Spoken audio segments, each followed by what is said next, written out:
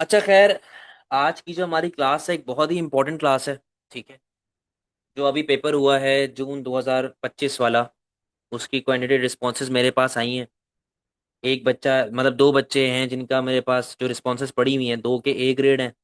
यहाँ पे लिखे हुए हैं, एक का सी है और दो का डी है। ठीक है। तो पहले जरा हम लोग ए ग्रेड वाले की बात करते हैं। आज की मेरी क्लास पूरी इस पे निकलेगी कि यार एग्जामिनर आपका आंसर चेक किस तरह करता है। बेटा ये देखो जरा, आपके सामने मैंने इस साइड पे मार्क्स स्कीम खुली हुई है। ठीक है, एक सेकंड रुको। आपके सामने मैंने एक साइड पे मार्क्स स्कीम खुली हुई है और दूसरे साइड पे मैंने जो स्टूडेंट है उसका पेपर खोला हुआ है। ठीक है। अच्छा, सेक्शन ए को फिलहाल जरा छोड़ देते हैं। हम लोग आते हैं सेक्शन बी पे। पहले जो लंबा वाला है वो हम लोग अटेम्प्ट करते हैं। अच्छा, इस बच्ची के 33 मार्क्स आए हैं। ठीक है। 33 मार्क्स आए आउट ऑफ 60, जो कि एक अच्छे मार्क्स है, गुड मार्क्स है। मतलब कि इस बच्ची के पास एक काफी अच्छा मार्जिन है अपने ए को ए स्टार में कन्वर्ट करने का। सही है। तो आप लोगों को जो चीजें मैं आज समझाऊंगा ना, बड़ी इंपॉर्टेंट चीजें हैं वो, ताकि आप लोगों को बेटा मामला जो है ना क्लियर होना शुरू हो जाए कि आप लोगों ने एग्जाम में क्या मिस्टेक्स नहीं करनी है अपने पास। ठीक है। डायग्राम की वजह से बी आया है, उसके बारे में भी मैं बात करूंगा। अच्छा, तो ये भी ये देखे, क्वेश्चन नंबर 2, क्वेश्चन नंबर 4 किया हुआ है पहले इसने। चले क्वेश्चन नंबर 4 को देख लेते। 4 बी, 4 बी किया हुआ है पहले। अच्छा यार, जरा क्वेश्चन को देखो। कहता है कि assess the extent to which fiscal policy would be the best way to reduce high rate of inflation। ये मार्क्स की मैंने खुली हुई यहाँ पे 2025 की। कहता है कि मुझे ये बताओ, क्या fiscal policy is the best way to reduce high rate of inflation. मतलब महंगाई आ रही है आपके पास, सही है। तो आपको जाहिर सी बात है कॉन्ट्रैक्शनरी फिस्कल पॉलिसी के बारे में वो क्वेश्चन पूछ रहा है कि जी क्या contractionary fiscal policy is the best way to reduce high rate of inflation. अब जो मैंने आपको तरीकेकार, ओ सॉरी, मैंने आप लोगों को सेक्शन माई मैक्रो तो नहीं पढ़ा है ना अभी। हाँ सही है, रहने दो। माइक्रो के सवाल देख ले। सॉरी यार।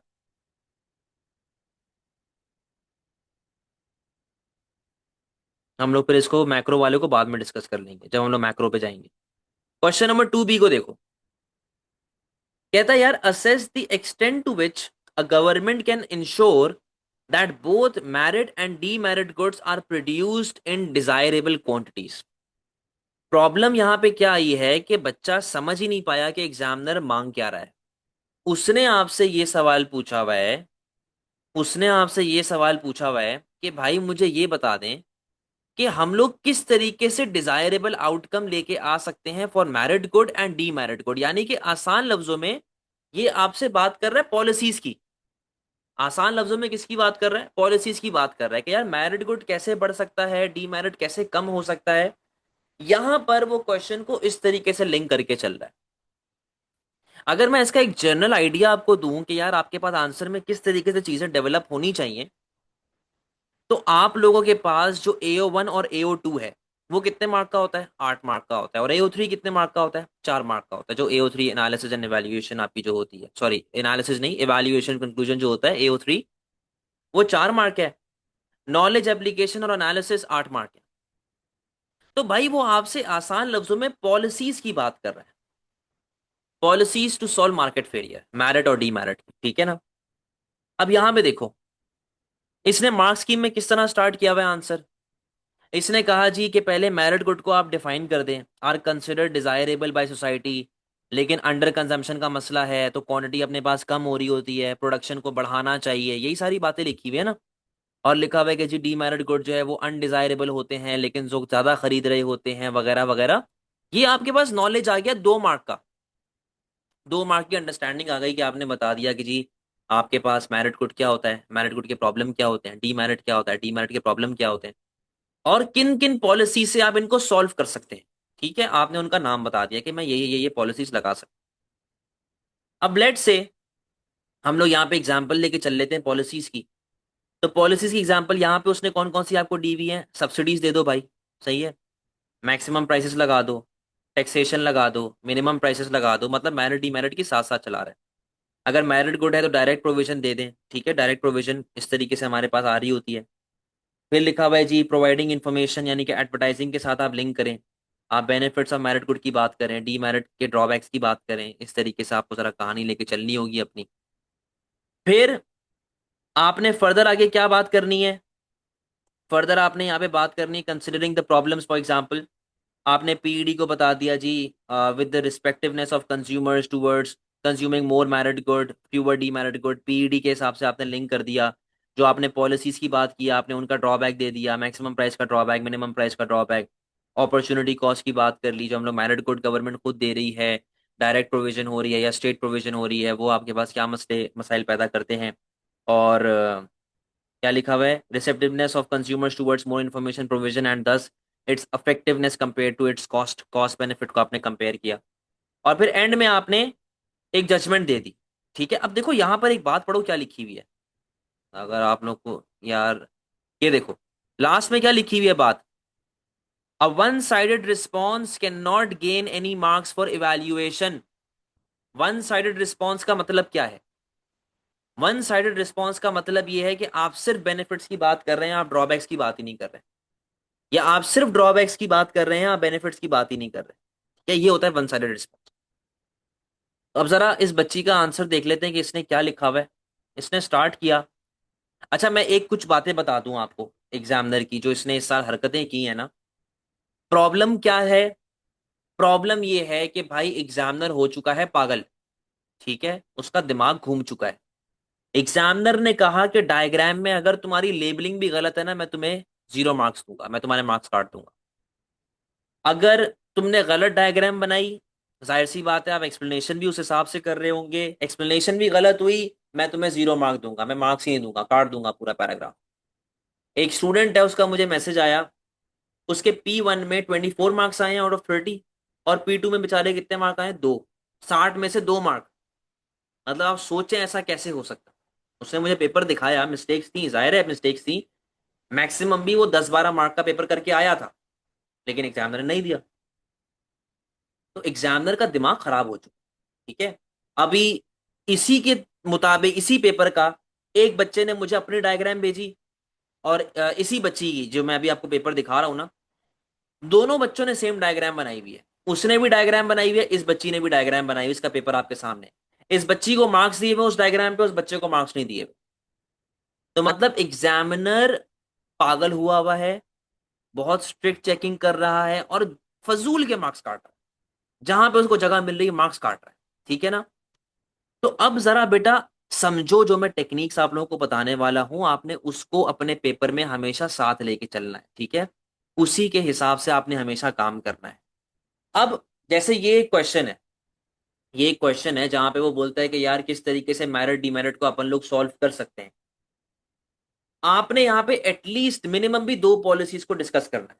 ठीक है, 2 पॉलिसीज मिनिमम लगानी है कि यार दोनों के लिए, मतलब एडवर्टाइजिंग एक कॉमन हो गई, दोनों में डाल दो एडवर्टाइजिंग, एक की सब्सिडी की बात कर लो मेरिट की, और डीमेरिट की इनडायरेक्ट टैक्सेस की बात कर लो। ठीक है, आपने ऊपर डिफाइन कर दिया AO1 में, आपने नॉलेज दी, आपने समझा दी बातें, आपने उसको बेसिक एक्सप्लेनेशन दे दी कि भाई ये चीजें जो हमने अभी मार्क्सिट में पढ़ा, ये चीजें आपके पास हैं। एनालिसिस की जब बात करते हैं ना बेटा, एनालिसिस में शुरुआत में आपको इंडिविजुअल बेनिफिट्स और इंडिविजुअल ड्रॉबैक्स की बात करनी होती है।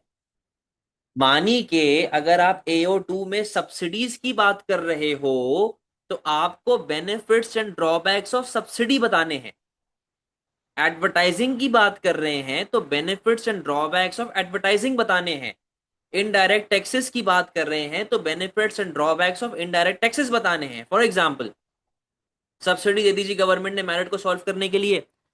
सब्सिडी से ये होगा कि आपकी ओवरऑल सप्लाई बढ़ेगी, ठीक है, आपकी कॉस्ट ऑफ प्रोडक्शन कम होगी, जिनके पास पैसों का मसला था वो अफोर्ड कर पाएंगे गुड को, चीजें खरीद पाएंगे वगैरह वगैरह। However subsidy has its own opportunity cost, opportunity cost का मसला हमारे पास आता है। हम लोग सब्सिडी देते हैं अकॉर्डिंग टू एक्सटर्नल बेनिफिट, अब external benefit can not be measured, externality can not be measured. Externality जो है, अगर बहुत ज्यादा आपने सब्सिडी दे दी तो अपॉर्चुनिटी कॉस्ट है, बहुत कम सब्सिडी दी तो आपने, वो किसी काम की नहीं है। समझे बात को। इस तरीके से individual benefit, individual drawback, same goes for advertising, same goes for indirect taxes. तो आपने जब इंडिविजुअल बेसिस पे बात अपनी कर ली ना, फिर आप जाएंगे इवैल्यूएशन पे और कंक्लूजन पे, जहां पर आप कंपैरिजन करोगे कि मेरिट में सब्सिडी और एडवर्टाइजिंग में से क्या बेहतर है। ऐसी कौन सी जगहें हैं जहां पे subsidy is better than advertising, ऐसी कौन सी जगहें हैं जहां पर advertising is better then subsidy. अब यहां पर मैं फड्डा करवा रहा हूं, इवैल्यूएशन में मैं फड्डा करवाता हूं, मैं कंपैरिजन करता हूं, AO2 में कंपैरिजन नहीं करता, इंडिविजुअल रखता हूं, AO3 में फड्डा करवाता हूं। फिर जी, डीमेरिट के हिसाब से ऐसी कौन सी जगह है जहां पर indirect taxes are better than advertising, ऐसी कौन सी जगह है जहां पे advertising is better than indirect taxes. ठीक है, फड्डा हो रहा है इवैल्यूएशन। अब आ जाए कंक्लूजन पे कि जी मेरे हिसाब से ये चीज बेस्ट है। ठीक है, अच्छा अब देखो, ये जो एक क्वेश्चन आपके सामने है ना, इस तरह के क्वेश्चन को मैं बोलता हूं एक पॉलिटिकल क्वेश्चन, एक डिप्लोमेटिक क्वेश्चन है। तो आपको डिप्लोमेटिक आंसर देना पड़ेगा। देखो, जब इंसान डॉक्टर के पास जाता है, डॉक्टर को बोलता है मैं बीमार हूं, सही है ना, तो डॉक्टर पूछेगा ना कि भाई क्यों बीमार हो, क्या हुआ है, गला खराब है, नजला है, खांसी है, बुखार है, क्या है। तो फिर वो उस हिसाब से दवाई देगा, सही है ना। अगर फॉर एग्जाम्पल मेरे सर में दर्द है, तो सर दर्द की गोली देगा, ऐसा ही है। लेकिन अगर मैं डॉक्टर को जाके बोलूं कि भाई मुझे बीमारी है, मैं आपको ये नहीं बता रहा कि मेरे क्या बीमारी है, बस मुझे बीमारी है, मुझे आप दवाई दे दो, तो डॉक्टर आपको पूरी एक लिस्ट बना कर दे देगा। अगर सर में दर्द है तो डिस्प्रिन खा लो, बुखार है तो पैनाडॉल खा लो, टांग में दर्द है, गले में दर्द है, या फिर दांत में दर्द है तो कैफ्लाम खा लो, ये खा लो, वो खा लो, नजला खांसी है तो ये सिरप पी लो। बताएगा ना आपको कि यार अगर ये मसला है तो ये खाओ, ये मसला है तो ये खाओ, ये मसला है तो ये खाओ। अब इसी तरह ये क्वेश्चन है, उस क्वेश्चन ने आपको ये तो बोल दिया कि मैं बीमार हूं, लेकिन उसने ये नहीं बताया कि बीमारी है कहां पे। क्वेश्चन ने ये बात बोली कि यार क्या मुझे मैरिट डीमेरिट बनाने को सॉल्व करना चाहिए, किस तरीके से मैं सॉल्व करूं मैरिट डीमेरिट को। कहीं उसने आपको ये बात बताई कि मैरिट डीमेरिट क्यों हो रहा है, क्यों अंडर कंजम्पशन अंडर प्रोडक्शन हो रही है, क्या क्यों ओवर प्रोडक्शन ओवर कंजम्पशन हो रही है, उसने कहीं भी वजह बताई है, उसने कहीं भी एक्सटर्नैलिटी की वजह बताई है। तो मैं किस किस असम्पशन पे, मैं किस बेसिस पे ये बात जज कर लूं कि जी advertising is the best policy, या indirect tax is the best policy, या subsidy is the best policy. यहां पर मैं पता है क्या बोलूंगा अपने कंक्लूजन में, मैं बोलूंगा कि जानू, it depends upon the cause of market failure, the root cause of market failure. अब मेरी बात सुनना, पाकिस्तान, इंडिया, हमारे पास ये जो साउथ एशियन कंट्रीज हैं, यहां पर बहुत से ऐसे लोग हैं जो फिल्दी रिच हैं। फॉर एग्जाम्पल हमारे जो जमींदार हैं सिंध में, फिल्दी रिच हैं, बहुत ज्यादा अमीर हैं, पैसा बेइंतहा है, बट एजुकेशन के बेनिफिट्स नहीं मालूम, तो बच्चा स्कूल नहीं जाता। उनको किस चीज की जरूरत है, उनको जरूरत है एडवर्टाइजिंग। एक गरीब आदमी है, अपने बच्चे को डॉक्टर बनाना चाहता है, उसको पता है कि एजुकेशन की इंपॉर्टेंस क्या है, पर उसके पास पैसा नहीं है। यहां पर कौन फायदेमंद है, सब्सिडी।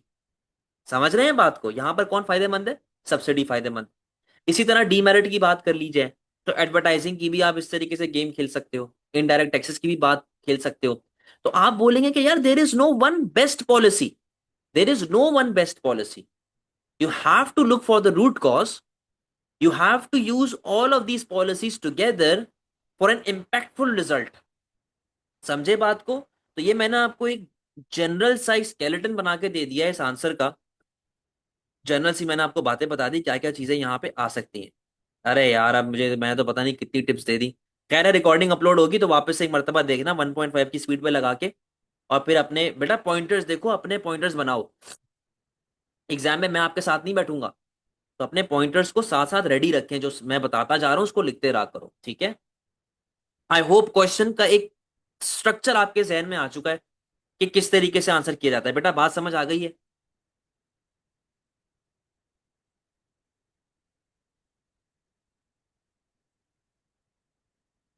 ठीक है, अब आओ जरा इसका आंसर पढ़ लेते हैं।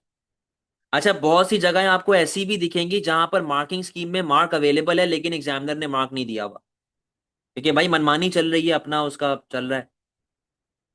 Merit goods are the goods which are beneficial for consumer. अब देखो यहां पर मसला ये है, सोसाइटी लिखना चाहिए था। सही है, पहला मसला देखो, जो बात हकीकत है वो ये है, इसको सोसाइटी लिखना चाहिए। For consumer, then they realise They tend to undervalue the full benefit received from an example education, from being educated, because of problem of, एक तो यार मुझे राइटिंग ही नहीं समझ, information, due to problem of information, information failure की वो बात कर रही है। वो इंफॉर्मेशन फेलियर की बात कर रही है। कह रही है इन्फॉर्मेशन ना होने की वजह से बहुत से लोग ऐसे होते हैं जहां पर हमें समझ नहीं आता फुल बेनिफिट क्या होगा from getting health care and education. Hence demand for married good is lower than the desired level of merit good, like education, are underproduced and consumed in market economy. They are underproduced and underconsumed and underconsumed. बेटा देखो ये कुछ नहीं है, कहने को कुछ नहीं है। एग्जामिनर ने क्या किया, सीन का ठप्पा लगाया, आगे बढ़ गया। सीन का मतलब क्या होता है कि भाई मैंने पढ़ लिया है, लेकिन यहां पे इस बच्ची का कोई भी मार्क नहीं बनता। ठीक है, सीन का मतलब ये होता है। तो भाई अंडर कंज्यूम पूरा लिखना चाहिए था। ठीक है ना। अब देखो जैसे यहाँ पे लिखा हुआ है कि हमारे पास कंजम्पशन वगैरह कम होती है, अंडर कंज्यूम, देखो उसने लिखा हुआ है अंडर कंज्यूम, तो अंडर का लफ्ज कहाँ गया। तो भाई बहुत बहुत शैतानियां बढ़ गई हैं, बहुत शैतानियां बढ़ गई हैं भाई। फिर क्या लिखा हुआ है, उसने लिखा जी सब government would interfere, government would interfere to increase the consumption वगैरह वगैरह। ठीक है, और किस तरीके से कर सकता है, सब्सिडीज के थ्रू कर सकता है, और प्राइवेट प्रोड्यूसर को फायदा पहुंचा सकता है। उसने सब्सिडी का बेनिफिट बता दिया। देखो इधर यहाँ पे उसको मार्क मिल गया, ये टिक देख रहे हो लाल रंग का, इस टिक का मतलब है कि इस बच्ची को मार्क मिल चुके हैं यहाँ पे। तो सब्सिडी वाली जगह पे उसको एक मार्क मिल चुका है। ठीक है, फिर आगे लिखा हुआ है secondly government could themselves provide merit good like public health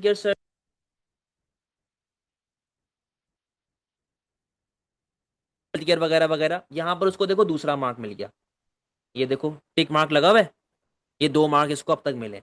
यानी कि इसके नॉलेज के तो बिल्कुल भी कोई मार्क नहीं मिला इसको, नॉलेज का कोई भी मार्क इसको फिलहाल अब तक नहीं मिला, इसको अब तक 2 मार्क्स मिल चुके हैं।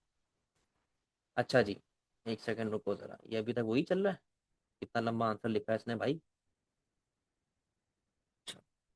अब क्योंकि AO1 और AO2 को एग्जामिनर एक ही गिनता है 12 मार्क वाले में, तो हम लोग इतना डिफ्रेंशिएट नहीं कर सकते कि यार ये नॉलेज का है कि एप्लीकेशन का है, लेकिन ओवरऑल इसको अब तक 2 मार्क मिल चुके हैं। सही है, तो यहाँ पे उसकी बात हो गई आपके पास। अब देखो आए ड्रॉबैक्स जो आप लोग लैग करते हो, आप लोग ड्रॉबैक नहीं बताते, आप लोग फायदे ऐसे बताते हो। अच्छा इस क्वेश्चन में कुछ बच्चों ने क्या किया हुआ है, मेरिट और डीमेरिट से आगे बढ़ ही नहीं रहे कि मेरिट क्या होता है, डीमेरिट क्या होता है, उसमें ये कैरेक्टरिस्टिक होती है, उसकी ये कहानी होती है, उसकी बेगम का नाम ये है, उसकी सास का नाम ये है। भाई उसने ये सवाल तो पूछा ही नहीं है ना आपसे, उसने तो पॉलिसीज पूछी है कि मुझे पॉलिसीज बता दो। अब देखो इस बच्ची ने क्या किया, यहाँ पे उसने लिखा how ever drawbacks.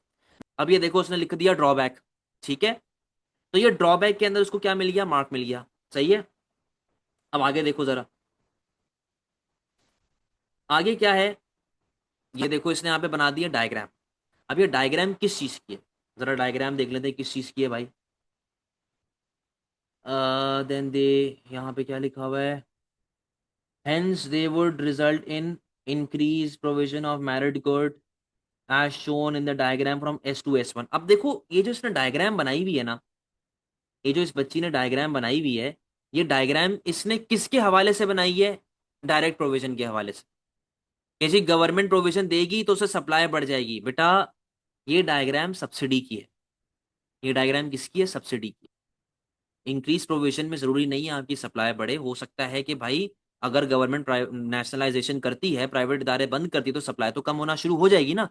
Plus labelling में क्या मसला है, सिर्फ पी और क्यू, क्या मसला है, सिर्फ पी और क्यू लिखा हुआ है, प्राइस क्वांटिटी पूरा पूरा नहीं लिखा हुआ। तो ये कुछ मसले मसाइल है। अब तक इसको 3 मार्क मिल चुके हैं। आगे आओ, मैरिड गुड और demerit good are bad for consumers, consumers then they realise. अब देखो कंज्यूमर, वापस से कंज्यूमर, वापस से कंज्यूमर क्या होना चाहिए था यहाँ पे, society. Then they realise it is more harmful like cigarette, people who consume cigarette do not prevent the true do not, खैर जो भी है, the true cost because of information failure. अब देखो यहां पर उसने डीमेरिट की क्या बात लिखी हुई थी कि आप एक अनडिजायरेबल सोसाइटी, देखो क्या लिखा हुआ है, सोसाइटी, क्या लिखा हुआ है, सोसाइटी। ये मसला है, ये छोटी छोटी बातें हैं जहां पे वो मार्क खा जाता है भाई। अब देखो यहां पर कहीं पे ओवर कंज्यूम ओवर प्रोड्यूस की बात लिखी हुई है? नहीं लिखी हुई। इसने ये कैरेक्टरिस्टिक ही नहीं लिखी, ओवर कंज्यूम वाली, ओवर प्रोड्यूस वाली, तो मार्क्स कहाँ से मिलेंगे? एग्जामिनर ने दिए भी नहीं।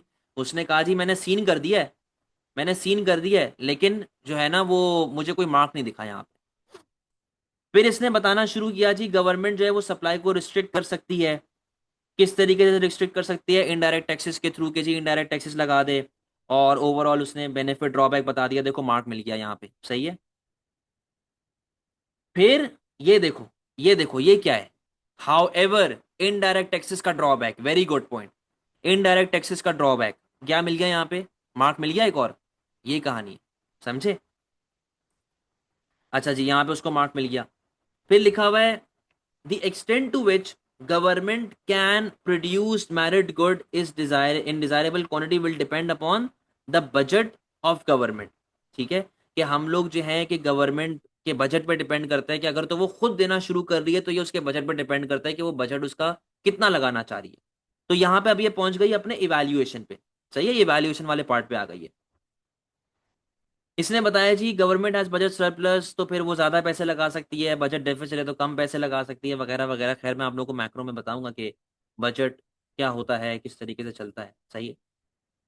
फिर उसने बोला the extent to which demerit goods are produced in, क्या लिखा हुआ है, क्या किस जबान में लिखा है यार, depend upon the effectiveness of government to on government to reduce demand all the same time as quality produced as the problem with that। क्या लिखा हुआ है मुझे खुद समझ नहीं आ रहा, तो भाई मैं ही खुद मार्क्स नहीं दूंगा अगर मैं एग्जामिनर होता तो। आगे क्या लिखा हुआ है? क्वेश्चन मार्क जहां पे लगा हुआ है। अच्छा, लिखा हुआ है जी that could not be evolve if government provide information and hence no advertisement to inform about the positive and negative effect of. अच्छा, यहाँ पे वो कह रही है कि जी positive and negative effects of बता दें merit and demerit good through advertising. अब देखो ये क्या लिखा हुआ है, ये टीवी देख रहे हो, टीवी, ये आपके घर वाला टीवी नहीं है। इस टीवी का मतलब होता है टू वेग। टू वेग का मतलब ये है कि भाई आपने एक बहुत ही जेनेरिक सा पॉइंट लिखा हुआ है, आप इसको एक्सप्लेन तो करो। आपने एक्सप्लेनेशन कहीं नहीं दी हुई।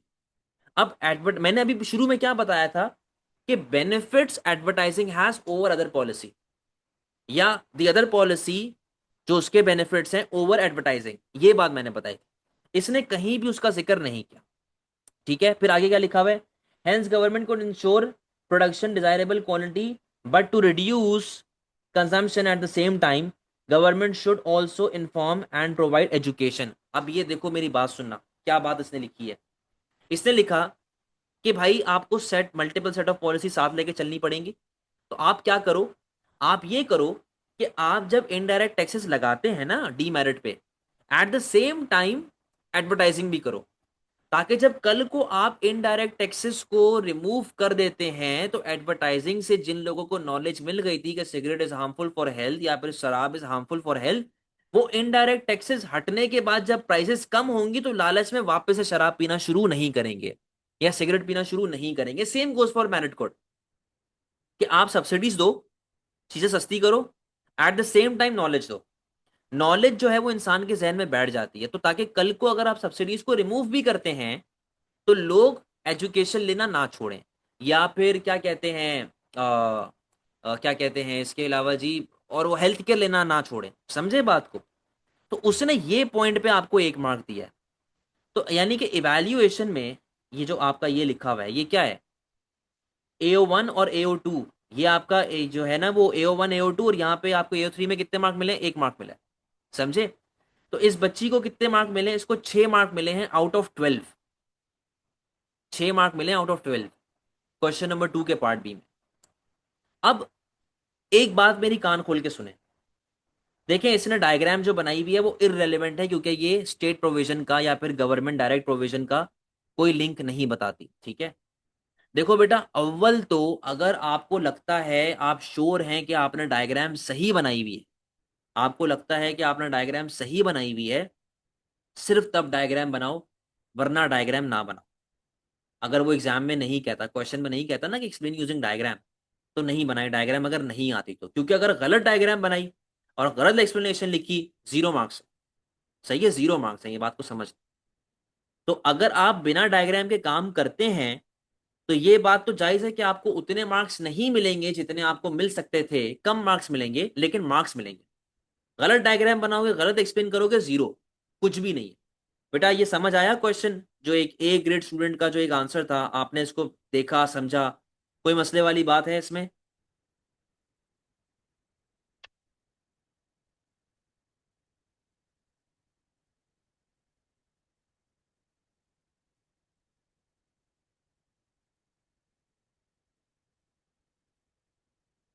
हाँ, हो सकता है भाई सब्सिडी की वजह से उसको अच्छे मार्क्स मिल जाते हैं डायग्राम के हिसाब से। सही है। अच्छा, अब जरा पार्ट ए देख लेते हैं, फिर हम लोग सी और डी ग्रेड वाले की स्क्रिप्ट भी देख रहे होंगे।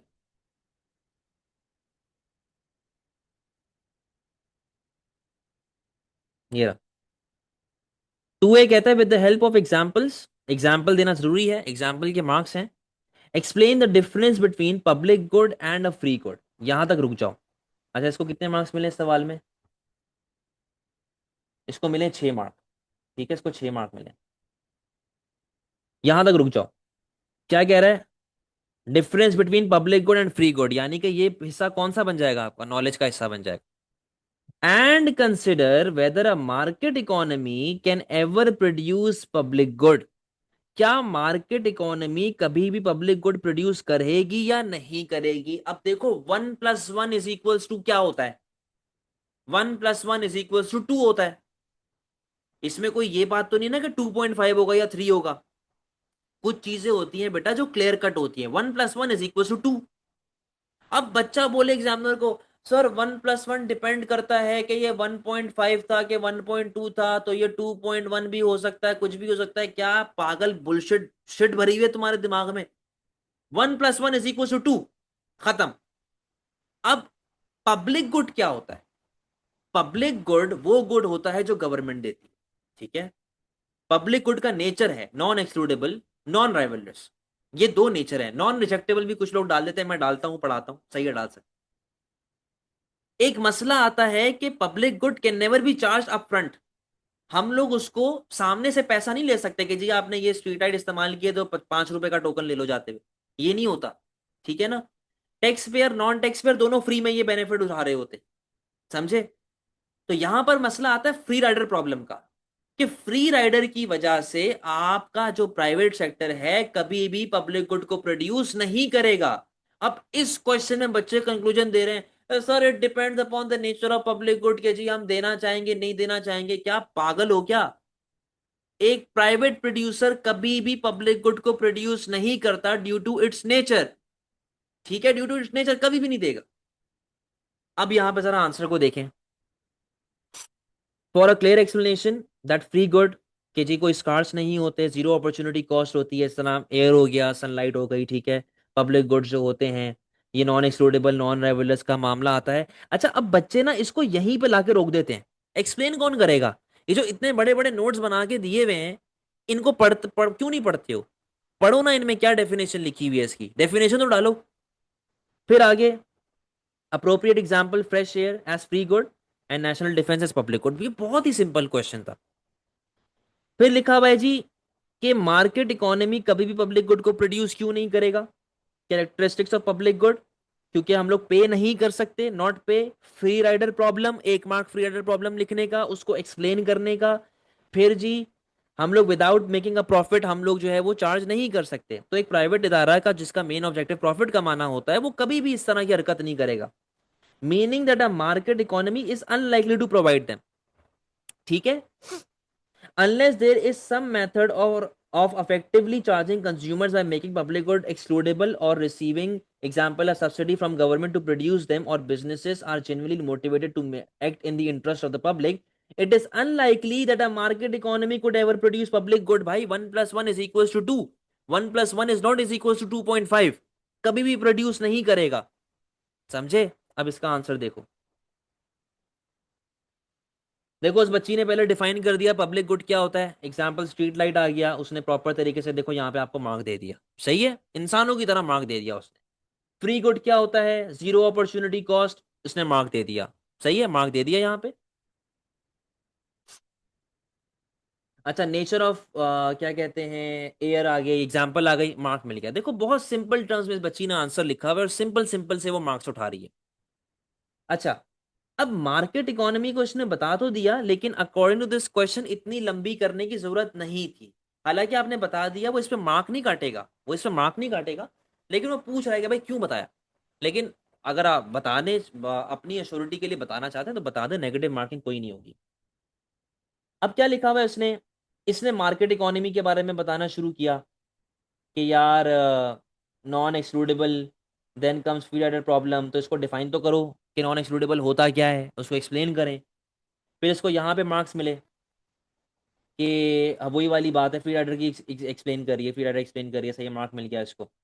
सो every one, so every one, क्या लिखा हुआ है ये, expect every one except want someone to as a result. पता नहीं एग्जामिनर ने भी सीन नहीं लिखा क्या है इसमें, पश्तो में आंसर लिखा हुआ है, खैर। हाँ सही है, चलो सही लिखा हुआ होगा, मार्क उठा लिया उसने यहाँ पे, ठीक है, मुझे राइटिंग नहीं समझ आ रही। फिर लिखा हुआ है, अच्छा जी, profit would be made and hence private producer in a market economy would would have no incentive to produce. ना उसको इंसेंटिव नहीं मिल रहा तो वो प्रोड्यूस नहीं करेगा। सही है, कितने टिक हो गए, एक, दो, तीन, चार, पांच और छः। ठीक है, ये छठा जो है ना वो थोड़ा सा नीचे है, ये रहा छः। तो ये इसको 6 मार्क मिल गए हैं, यानी कि AO1 AO2 इसका परफेक्ट है, ओके है, बिल्कुल सही है। मसला कहाँ आ रहा है, इवैल्यूएशन पे। अब देखो क्या बात लिखी हुई है, the extent to which market economy can produce depend upon, ये डिपेंड अपॉन वो, भाई क्या डिपेंड। देखो इसने अपने फजूल के 2 मार्क यहाँ पे जाया किए, फजूल के 2 मार्क जाया किए। ये डिपेंड ऑन, ये डिपेंड ऑन वो, भाई हर चीज में डिपेंड नहीं चलता, हर चीज में डिपेंड नहीं चलता भाई। यूजुअली डिपेंड चलता है 12 मार्क वाले क्वेश्चन में। और यहाँ पर तो उसने सीधी सीधी आपसे सवाल पूछा ना, भाई ये है बता दो, होगा नहीं होगा, खत्म। तो कोई जरूरत नहीं है डिपेंड शिपेंड में घुसने की, कोई मसले वाली बात है।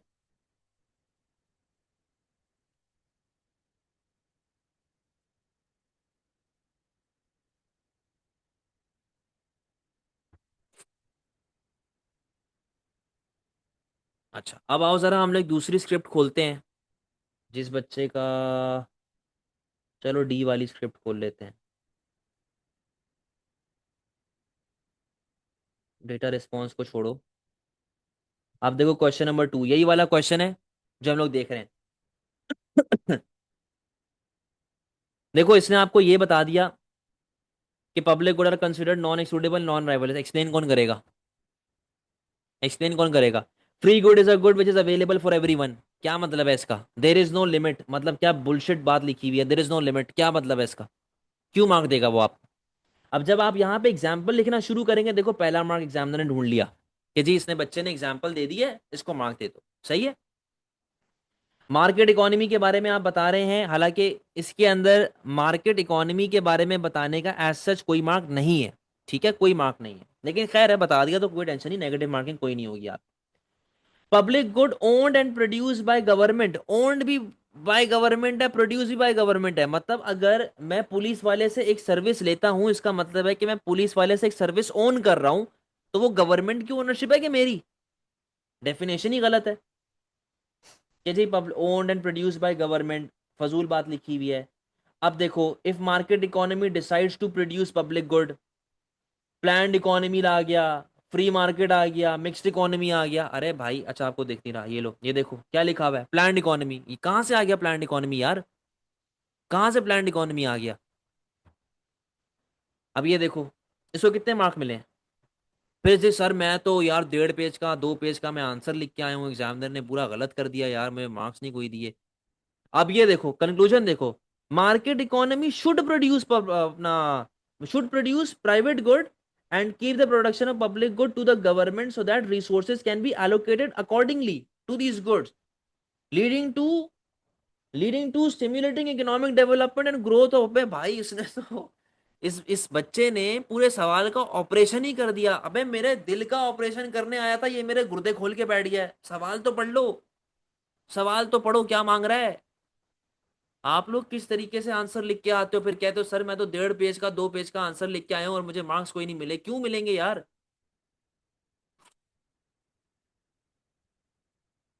तो कौसाई पब्लिक की बेटा उसने पूछी नहीं है ना आपसे, उसने पूछा ब्लैक या व्हाइट, आप बोल रहे हो ग्रे, क्यों ग्रे? सिंपल यस नो, खत्म, कोई बात ही नहीं करनी आगे। अच्छा अब पार्ट बी पे आ जाओ।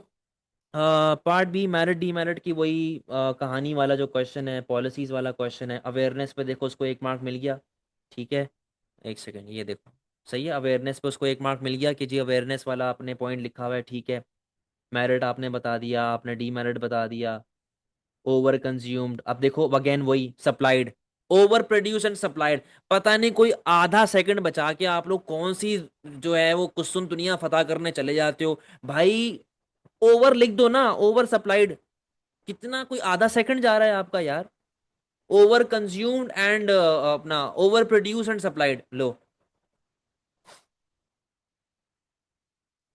Often under supply due to information, सही है। अच्छा यहाँ पर वैसे क्योंकि उसने यहाँ पर एक बात की हुई है अंडर वाली, तो यहाँ पर 1 मार्क बन सकता था, लेकिन अब एग्जामिनर ने उस चीज पे नहीं दिया होगा, काट लिया होगा mark. Too vague, in the diagram below when government provide subsidies to supply they can increase their supply. Subsidies से आपकी सप्लाई राइट बढ़ जाती है, सही है। सब्सिडीज का आपने एक्सप्लेन कर दिया, सही है, आपने उसको लिंक करा अपने क्वेश्चन के साथ। लेकिन उसने देखो ड्रॉबैक कहीं बताए हुए ही नहीं है पॉलिसी के, उसने सिर्फ बेनिफिट्स की बात की हुई है कि जी बेनिफिट हमारे ये चल रहे हैं। तो ड्रॉबैक की भी तो बात करो ना यार, ड्रॉबैक की भी तो बात करो, ड्रॉबैक की कहीं बात ही नहीं हो रही, सिर्फ फायदा ही फायदा चले जा रहा है। ये देखो एडवर्टाइजिंग का उसने 1 मार्क दे दिया डायग्राम का, सही है, लेकिन अब यहाँ पे कहीं नुकसान की बात ही नहीं हो रही, तो वो क्यों मार्क्स देगा आपको यार? इसके कितने मार्क्स आए हैं? 3 मार्क्स आए। आओ एक और डी ग्रेड वाली खोल लेते हैं, ये तो मैंने खोल ली थी। इस पे आओ, question number 2A। Public good are produce by government in public sector of economy, characteristics हैं non excludable, non rivalrous, non rejectable. Explain कौन करेगा? ये क्या हो गया, छोटा क्यों हो गया ये? एक्सप्लेन कौन करेगा भैया? ये मसला आ गया पहला आपके पास, ठीक है, आगे आओ। अच्छा यहाँ पे उसने बताया हुआ these goods have another characteristic of being non rivalrous, meaning consumer can not prevent others to consume, सही क्या, करेक्टरिस्टिक उसने एक्सप्लेन कर दिया, 1 मार्क उसको यहाँ पे मिल गया। फ्री गुड उसने बता दिया, फ्री गुड की एग्जांपल दे दी, ठीक है। नेचुरल गुड्स, अब देखो डेफिनेशन में मसला है ना, इसने क्या लिख दिया यहाँ पे, नेचुरल गुड। भाई free good is a good which has no opportunity cost, ठीक है, which is available for everyone, no opportunity cost, ये कहानी लिखनी होती है भाई, इसको इस तरीके से एक्सप्लेन करना पड़ता है प्रॉपर तरीके से, ठीक है। कोई फैक्टर ऑफ प्रोडक्शन इन्वॉल्व नहीं हो रहे in the production of free good, ये कहानी बतानी पड़ती है। अच्छा जी, difference between public and free good arise due to cost factor as public good are prevent are provided for the welfare of consumer, cost of revenue। अब देखो इस बच्चे ने जो क्या कहते हैं सवाल क्या था कि जी पब्लिक गुड की मुझे कैरेक्टरिस्टिक्स के बारे में भी तो बताओ, ठीक है। अब इसने कहीं भी फ्री राइडर की बात नहीं की हुई कि एक प्राइवेट प्रोड्यूसर कभी भी पब्लिक गुड को प्रोड्यूस क्यों नहीं करता, इसने फ्री राइडर की बात मुझे नहीं कहीं पे दिख रही, ठीक है, मुझे कहीं नहीं दिख रही, यहाँ पे नहीं दिख रही, मुझे यहाँ पर नहीं दिख रही, ठीक है। तो वो क्यों मार्क देगा यार आपको? आप खुद सोचे ना, आपको मार्केट इकोनॉमी, अब ये क्या लिखा हुआ है, that is run by private individual, this has the private sector, these sectors have producer that are profit driven, ठीक है, randomly producer will provide mention demerit, however public good may be provided in limited extent. देखो फिर वही बात ना यार, क्यों मैं जब क्लास ले रहा होता हूँ मैं चीख चीख के एक बात बताता हूँ कि एक प्राइवेट इदारा कभी भी पब्लिक गुड को प्रोड्यूस नहीं करेगा, आप अपनी तरफ से क्यों जो है वो उसको चेंज कर देते हैं स्टेटमेंट को, आप अपनी तरफ से क्यों चीज़ों को ऐड कर देते हैं? बेटा ये मसला है, नहीं देता प्राइवेट गुड, प्राइवेट प्रोड्यूसर कभी भी पब्लिक गुड नहीं देता यार। अब इसके पार्ट बी पे आ जाओ। उसने पूछा है मुझे पॉलिसीज बताना, इसने क्या लिखा हुआ है, मैरिट के बारे में बता दिया पहले तो पूरा, ठीक है। फिर अंडर कंजम्पशन की कहानी चलती जा रही है कि मैरिट अंडर कंजम्पशन क्यों होती है मैरिट की। अब ये डीमेरिट आ गया कि जी demerit under over production over consumption क्यों होती है। ये आपने डीमेरिट की डायग्राम बना दी, इसका कोई मार्क नहीं मिला आपको अभी तक, आप क्योंकि क्वेश्चन की रिक्वायरमेंट कोई भी नहीं मीट कर रहे।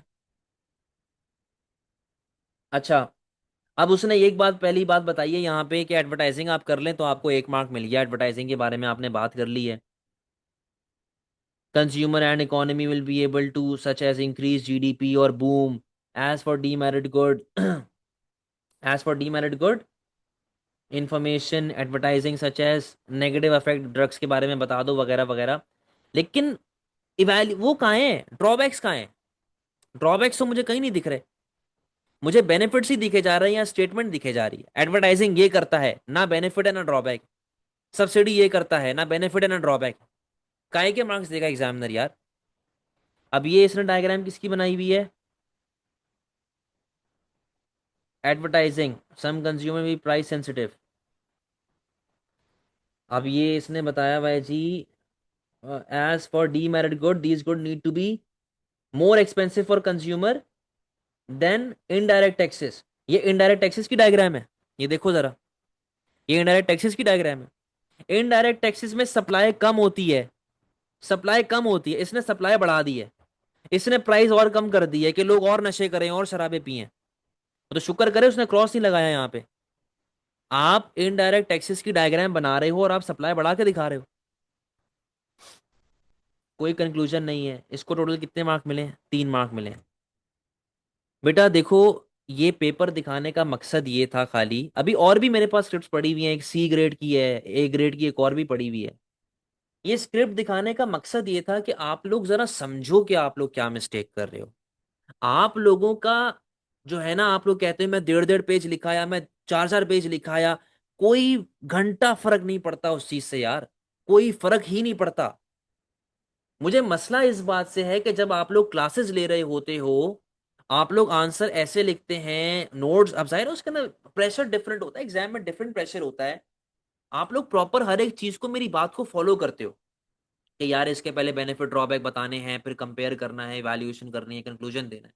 ठीक है ना? आप ये चीजें मेरी मानते हो, बातें मेरी मानते हो एग्जाम में, ओ होमवर्क में, क्लास टेस्ट में। लेकिन जब मैं मॉक लेता हूं, आप लोगों की हालत पतली हो जाती है, आप लोग वही मिस्टेक्स रिपीट करते हैं। और सीआईज में बैठते हैं तो फिर तो और ही ज्यादा हालत पतली हो जाती है। आप लोग फिर बोलते हो कि सर मैं तो सब कुछ लिख के आया था। बेटा देखो इसको, क्या मसले हैं, क्या प्रॉब्लम्स हैं, समझे? और इस क्लास को बार बार देखो, रिपीट पे देखो। अभी मैंने सिर्फ माइक्रो कराया है, जब हमारा क्रैश ग्रुप का मैक्रो भी खत्म हो जाएगा तो मैं मैक्रो वाला पोर्शन भी कराऊंगा। तो इस वीडियो को रिपीट पे देखें। समझ रहे हैं बात को?